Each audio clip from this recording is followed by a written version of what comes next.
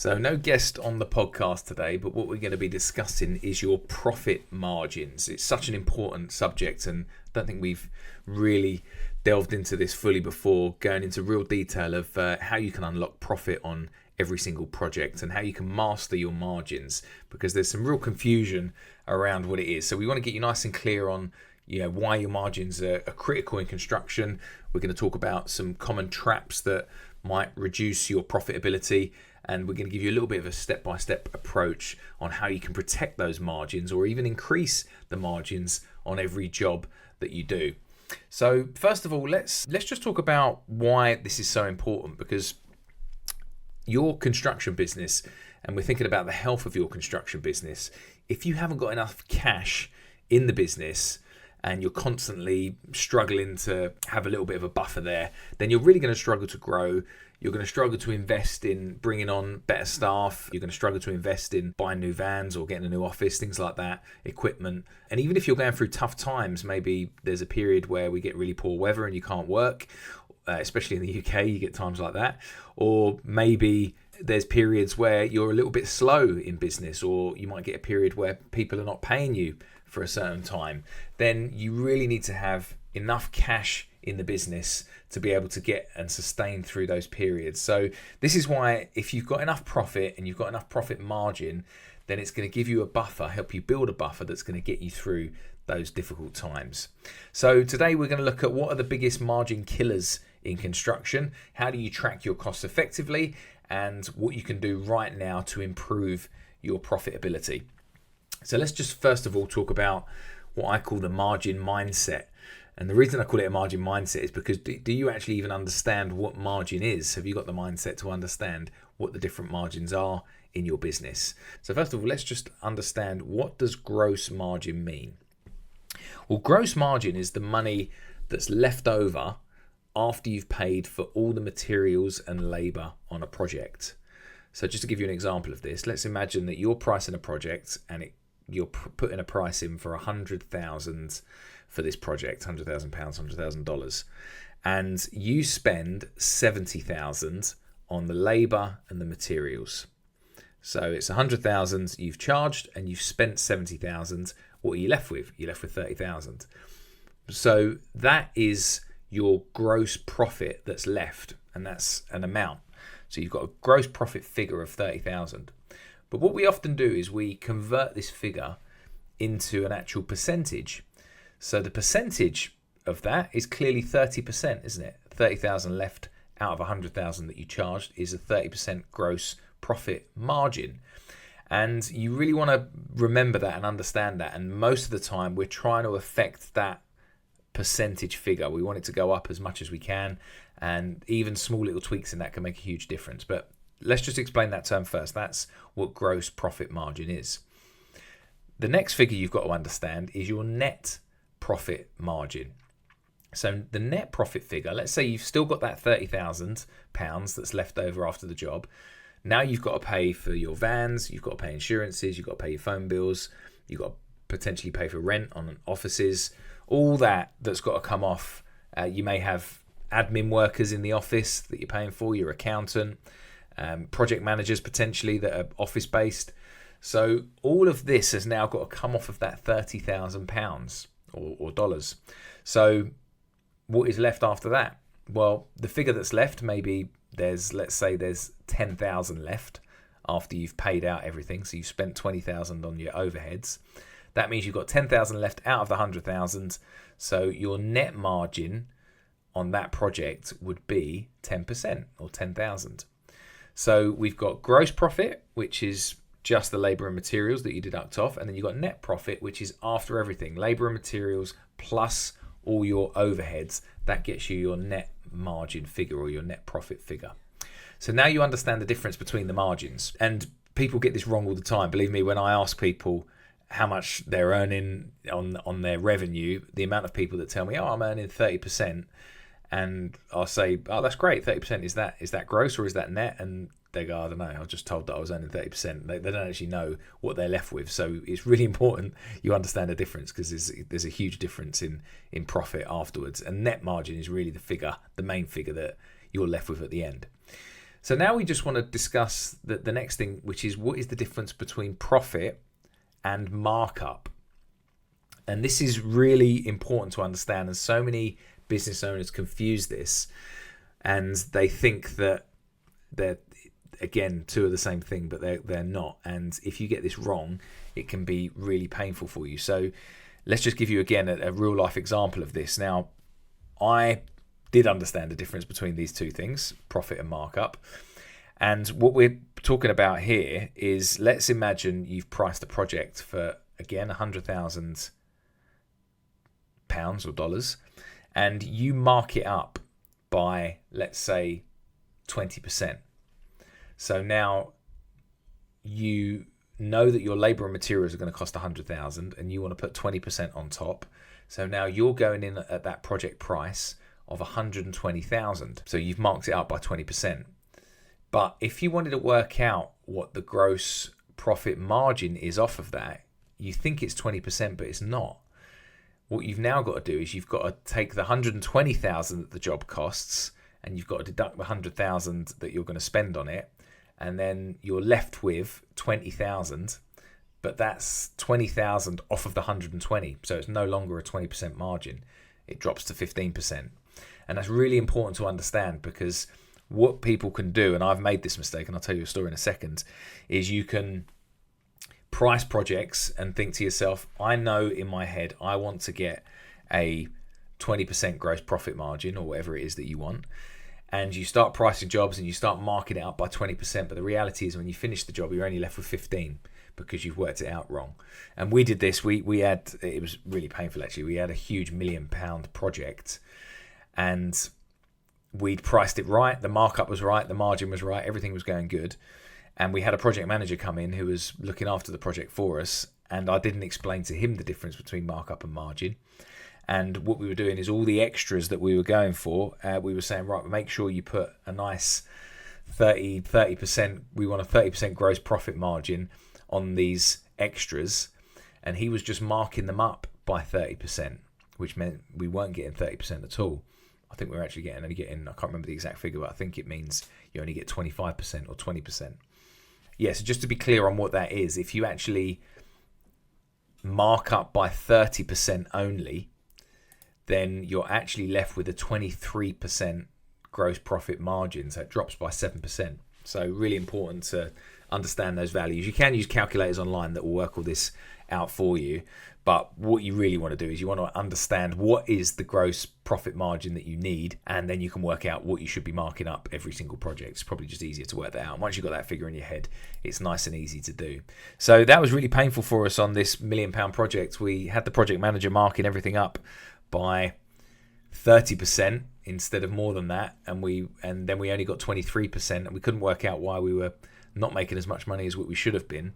And that's a huge amount to lose on a big £1 million project. So bear that in mind. You're talking, tens of thousands of pounds that can be lost if you get this wrong. And if you're doing this over the course of a year, it can be hugely painful. So keep that in mind.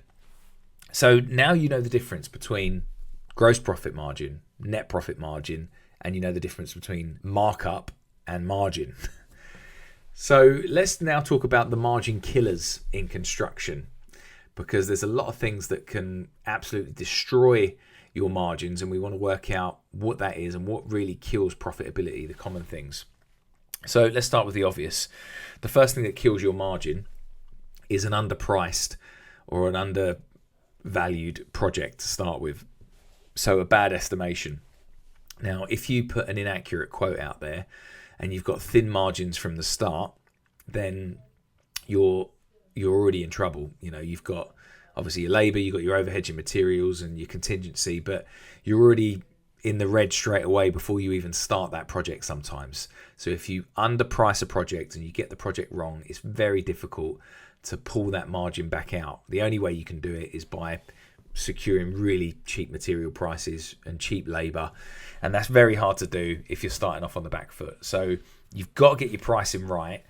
What some people do as a tactic, which is not advisable, is they'll go in cheap on their pricing and then they'll try and make up that margin with overheads and with extras and variations. It's a really dangerous tactic to play, And clients don't like it either. If you go in cheap on the main project and then you're stinging them for extras and you're going for huge margins on the extras, it's just not a good tactic. Clients don't like it. You get a bad reputation, and it's also very risky for you because there's no guarantee they're actually going to go for those extras or variations in the first place. So I wouldn't use that as a strategy. You just want to get your estimation right from the beginning. So try not to underprice project. That's a big margin killer. The second margin killer is scope creep. So what this means is where you've got a scope of works and all of a sudden you don't realise, but maybe they've said, right, we want you to do 1,000 square meters of plastering, and all of a sudden there's a little bit of scope creep. It's not just plastering, but the walls are in such bad condition that you've got to maybe do some extra dry lining, or you've got to hack off some of the sand and cement before you put on the plastering. So there can be scope creep. Clients can also cause scope creep as well. They can ask for extra things to be done, and you think, oh, that won't take long, I'll just get that done. So what we're talking about with scope creep is really just additional work that was never originally priced for and not properly quoted for. Now, every small add-on on a project chips away at your gross profit margin. If you're not capturing it in a variation order or a change order, then it's going to chip away at it, and you just keep that in mind. Everything you do for someone, obviously we want to keep clients happy, and there may be occasions when you think, but I'll just include that and let them do it. Let them know though if you are going to do that, because it is going to creep into your margins, so just bear that in mind. The next thing you need to think about with your margins is poor job costing and tracking from the beginning. So what we mean by your cost tracking is that you're not fully tracking your labor hours, you're not tracking the materials being used, you're not tracking your subcontractor costs, and by the time you realize it, you're over budget and your margin's been eaten into.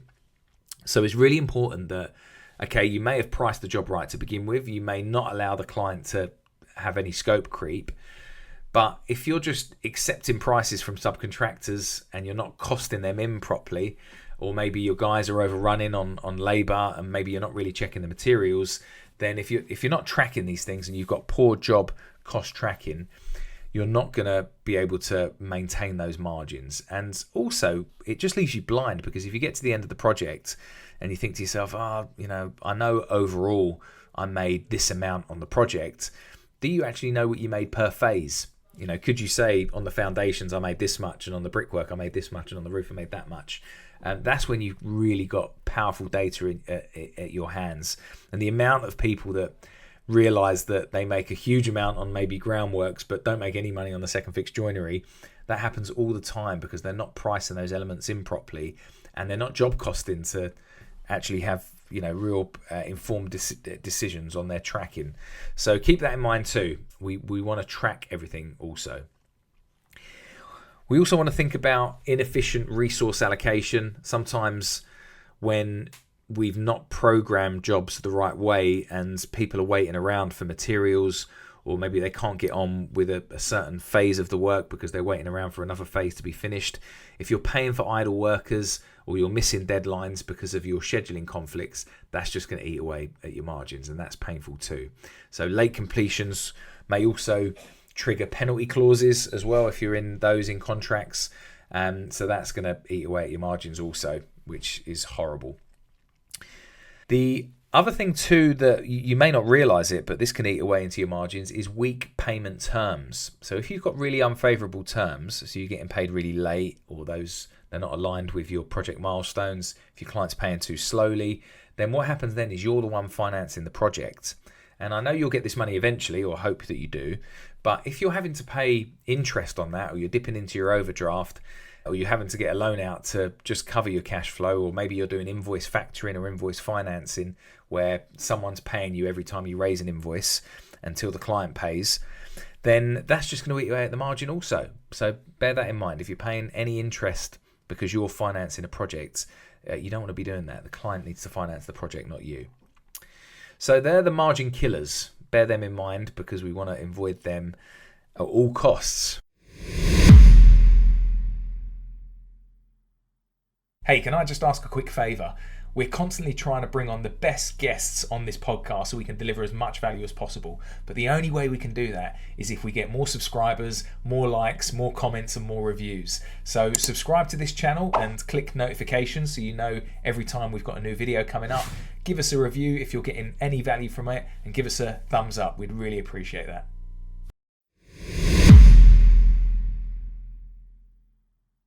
So let's now talk about steps to master your margin. Well, we've touched on some of these already, but clearly you need accurate estimating. And the way to accurately estimate is to use historical data. So go back to previous estimates, just sense check the estimates that you're putting in. Maybe look at the price per square meter that you're submitting for this estimate. Is it in line with your other prices per square meter? Use historical data to analyze the phases like we've just discussed. Do you actually make money on the joinery works, or do you need to up your price on that? Are you going in too cheap, or is your estimator underpricing these things?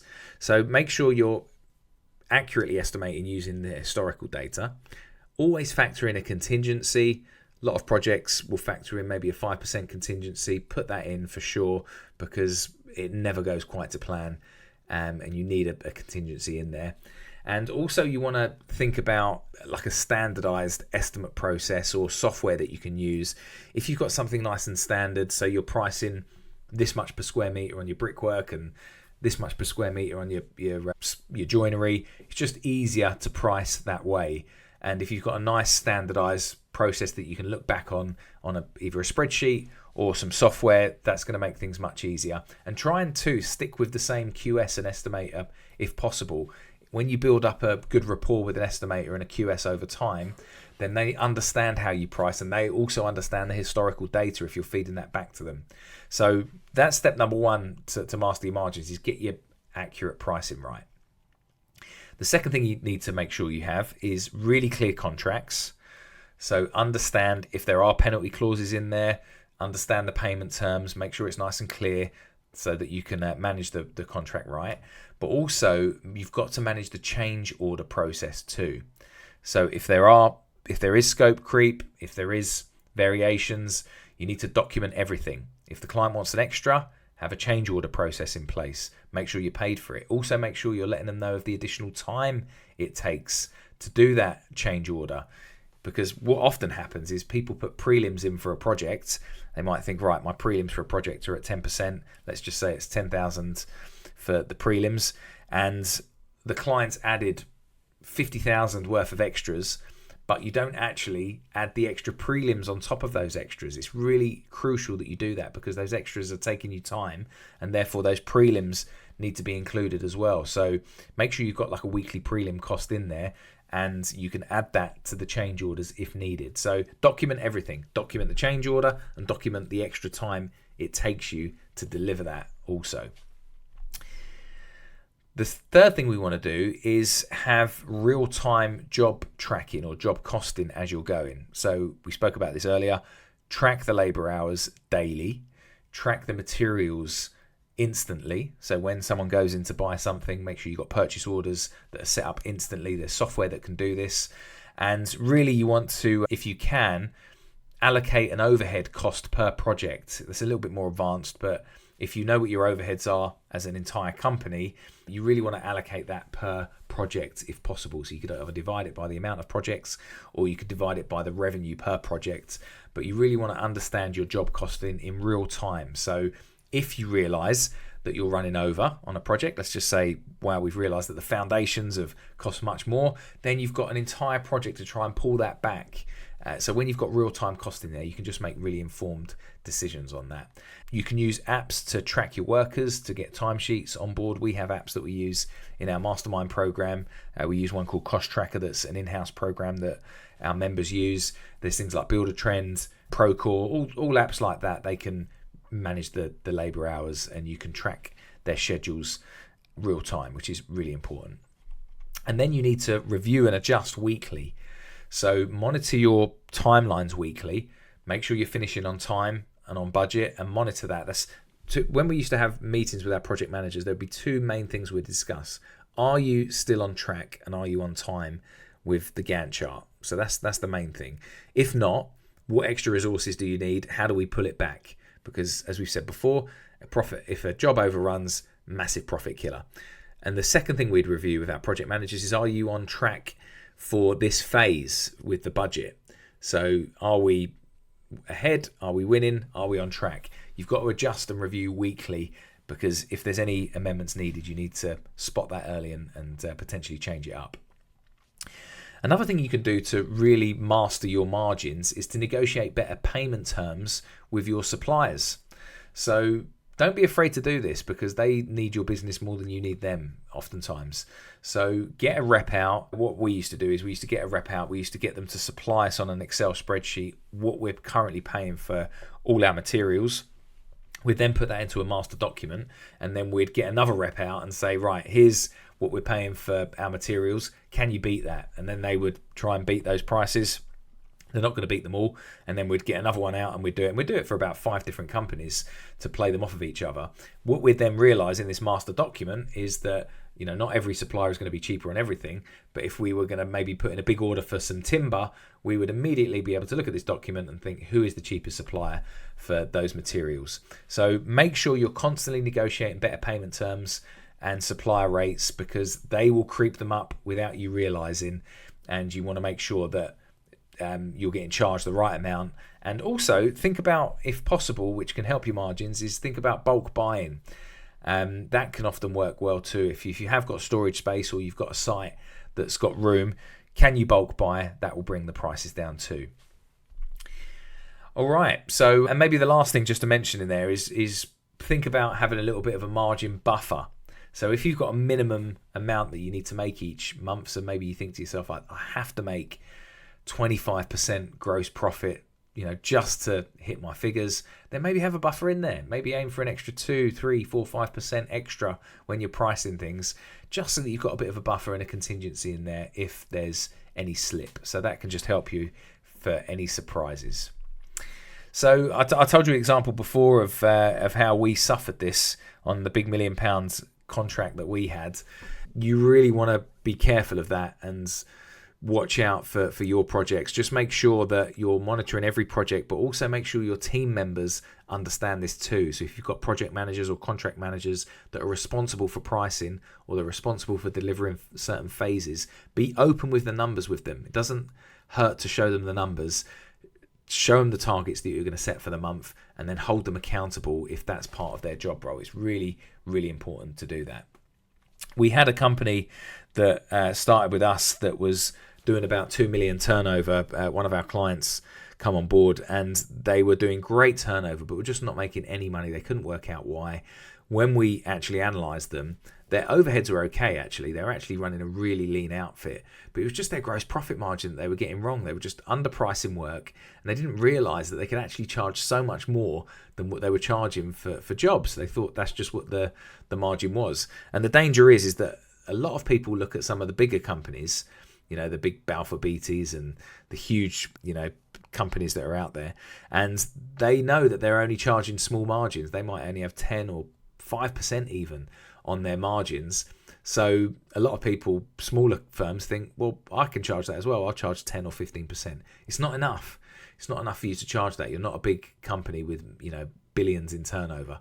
So I would really recommend, and I've done other podcasts about this before, try and get your gross profit margins to 25 to 30%. We've got members doing much more than 30%. If you've got a really skilled trade that's unusual, maybe you do like groundworks, for example, or you do something that's really unique and niche, you can actually get even more than 30%. And you need to, like, for example, ground workers, you need to charge more than 30% because you've got so many overheads that are higher than other businesses because you've got all that plant to look after and machinery. So you've really got to understand the margins for yourself and work out what's going to work for your business. And that is going to be unique for every single company out there. So top 3 things you need to do, some action items for you. Make sure you understand your margins on your jobs. Identify your biggest margin killers. Is it underestimating? Is it scope creep for you? Or is it maybe your payment terms that you're having to pay interest because your client's not paying you? Work out what your margin killer is and resolve that immediately. Absolutely important. The second thing you should really do is set up a consistent job costing and job tracking every single project that you do, and that wants to be a weekly review that you do on that with your project managers, or just review it yourself. Make sure you're consistently tracking it and reviewing it. And maybe the third thing you can do with your margins is really negotiate those supply terms. It's amazing what a difference it makes when you can drive your suppliers down by 5 or 10%, and that is doable, especially when you play them off of each other. So they're the takeaways, the top threes for really protecting your margins, and you're making sure you don't suffer in that area, because it is just painful if you're delivering a huge project and you get to the end and there's no money. It's absolutely horrible. So pick one area that's easiest to tackle this week, dive into it, talk to your management team about it, talk to your workers, and commit to doing it. Try it for a month and see what a difference that makes when you review it at the end. All right, so I hope that episode helps. Make sure you subscribe. Leave us a review if you're getting any value out of these podcasts. We get some great feedback privately, but it's awesome if you could actually just leave us a review online. We'd really appreciate that. And we'll see you on the next one.